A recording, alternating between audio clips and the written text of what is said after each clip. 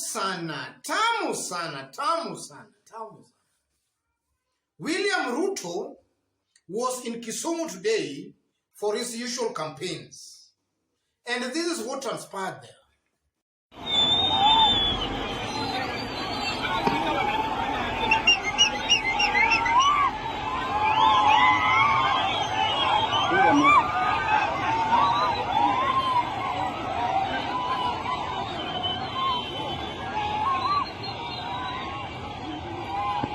Yes, that's exactly what transpired in Kondele today.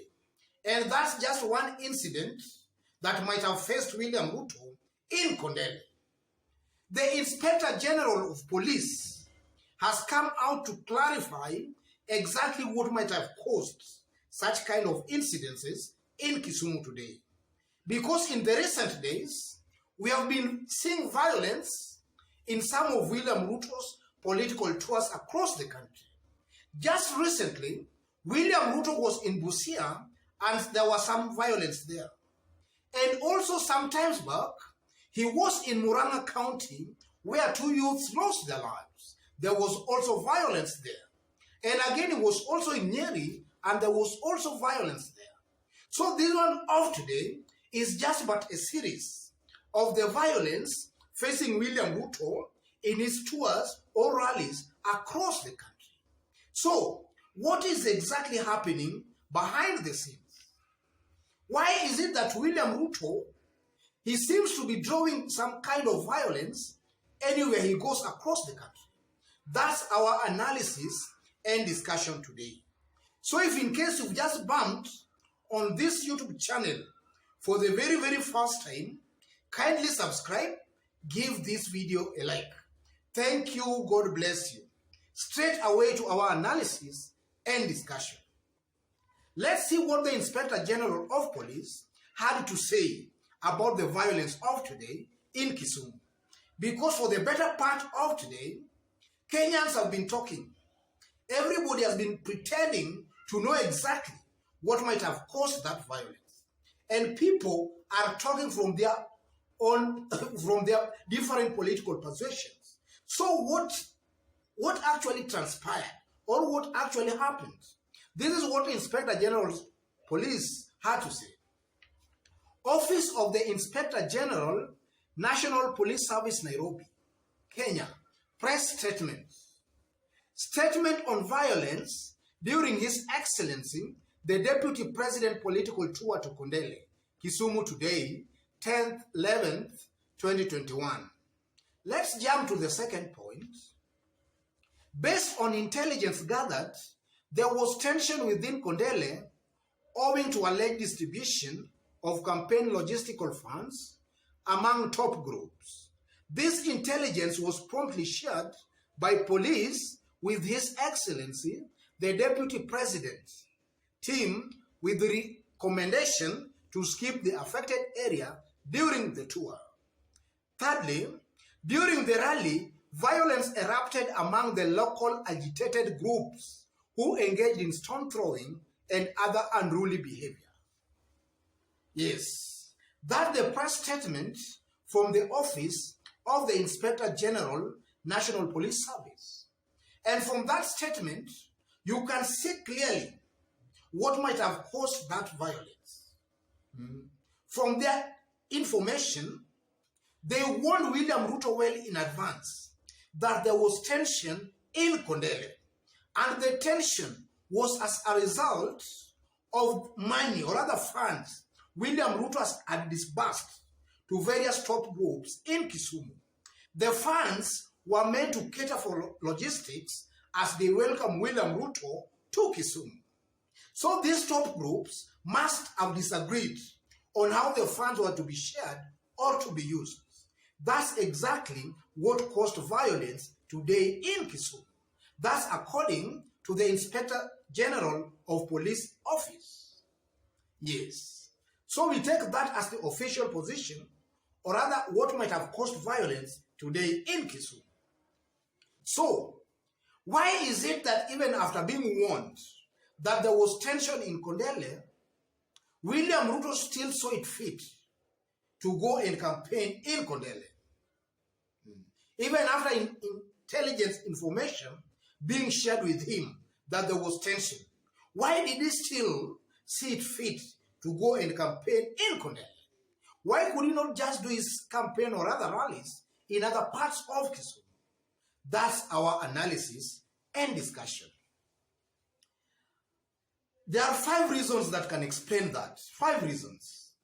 The first reason, ladies and gentlemen, William Ruto seems to be a politician who is desperate to depict the Luo community as being very, very violent. As being violent. Listen to this video. Kwani hawa watu ambao wanatuambia saa hii story mingi, kwani sisi hatuwajui? Sisi tunawajua. Ni watu ya kubomoa. Kama hawabomoi chama, wanabomoa nyumba. Kama hawabomoi nyumba, wanang'oa reli. Kama hawang'oi reli, wanatenganisha marafiki. Sasa hii watu ambao tunawaelewa, alafu we are entertaining them for what purpose? Yes. That was William Ruto speaking way back in 2019. And you can see how it's demeaning the Luo community. Watu wa kung'oa reli. And also I listened to him in some of his rallies today in Kisumu, and he was somehow trying to pass the same message, calling upon Raila and na watu yake, something like that. So William Ruto comes out as a politician who is very desperate to depict the Luo community as being very, very violent. That explains why even after being warned that there was tension, he still saw it fit to go to Kondele. And the tension he caused by himself through the funds he distributed to these top groups in Kisumu. So that's the first reason. Secondly, Ruto wanted sympathy. He knew after being warned that there was tension, he knew that his presence there would automatically trigger some kind of violence. And upon the violence emanating, then he was to get some sympathy as the person who was now a victim. So I believe he went there specifically to get sympathy. Because also in the past, we have seen the Tanga group very, very keen on getting some kind of sympathy out of such events. So I believe he was there for sympathy. The third point, Ruto thrives in violence, or he seems to come out to thrive in violence. And I'm saying that because since 2018, William Ruto has been campaigning across the country. And you will likely agree with me that some of the things has been telling Kenyans, some are lies. Some are not actually truths. Some are lies.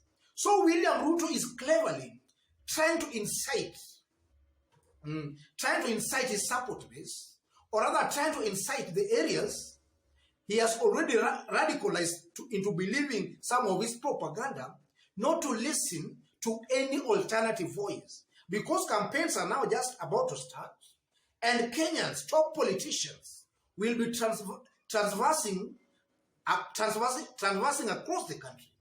And they will also be transversing some of the areas William Ruto has already succeeded in selling his propaganda to. So William Ruto is just trying to create an atmosphere where if those politicians or those top leaders go to those areas, then their message might not really be accepted. There might be violence in those areas.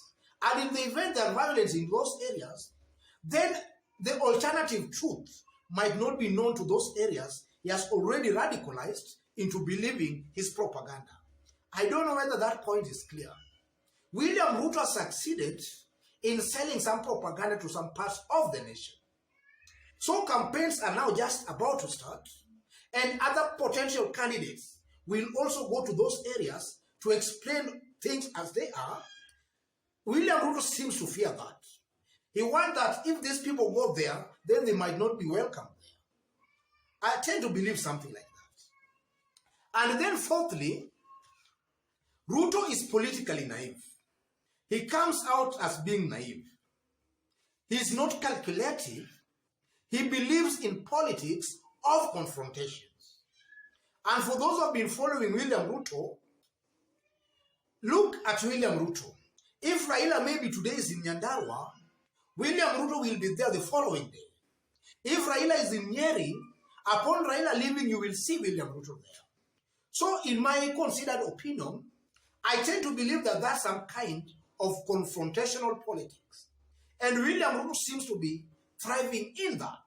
Some kind of confrontational brand of politics. He knew there was to be violence in Kondele, but still he chose to go there, even after being warned. How do you call that? That's a leader who really enjoys politics of confrontation. He thrives in such kind of politics and brand of politics. And then finally, Ruto again was warned, but nonetheless he decided to disregard the warning and he went there. What does that show again? It's a clear indication that William Ruto is not advisable. He does not believe in independent government institutions. He only believes in himself. He only believes in himself. He can disregard the professional advice. That's an indication that he doesn't believe in these institutions, but he believes in himself. And sometimes back, there was some huge outcry in William Ruto's office that William Ruto is one politician that does not listen to counsel. He does not listen to his advisors. And from where I sit, I tend to agree largely with that, because some of the blunders William Ruto has been making is just an indication that is not advisable. Is not advisable. So this is a person who wants to be the president of the Republic of Kenya. What will he be able to do assuming he is elected the president? Is somebody who does not respect the advice of independent institutions. It simply means that upon being elected, all these institutions, it will be the law. His word will be the one, his word will be final. He will not be listening or giving this independent institution their independence. He will be controlling some of these institutions. And that came out very, very clearly, listening, or rather from this statement from the Director General of Police. William Ruto is not advisable. You can't advise him. He believes only in himself. Yes, guys. Besides that, Kenyans are still talking. And I've seen so many photos and so many videos being shared online. Tanga are having their field day today. And they're really sharing so many propaganda as pertaining to what happened today. And we have also seen some that we have not really authenticated, whether they are true or not, that there was also a police officer, an AP from Rift Valley, who was also arrested with some tear gas canisters. All this, so you ask yourself, if that is true, what was that police officer doing in Kisumu? Because Kisumu is not part of his jurisdiction. And we have also seen the alleged cars that we are told that was torn. We have seen some being parked near some tea plantation. And also Kenyans are asking, is there any tea plantation in Kisumu? Have a look at that. Yes. That is a car parked near a tea plantation. So Kenyans are asking, is there tea plantations in Kisumu? So all these, Kenyans are just still speculating. The truth may be, Kenyans might not know, but we take the truth of today to be maybe what Inspector General of Police has said, because I believe they have the expertise and the intelligence to know such kind of things and events. Otherwise, ladies and gentlemen, just as I did indicate when we were starting, if you've just bumped on this YouTube channel for the very, very first time, kindly subscribe, give this video a like. Give it a like, please. Give it a like. Thank you. God bless you. If you are watching us for the very first time and you are outside Kenya, drop a comment. Let us know from which part of the globe you are watching us from. Drop a comment, please.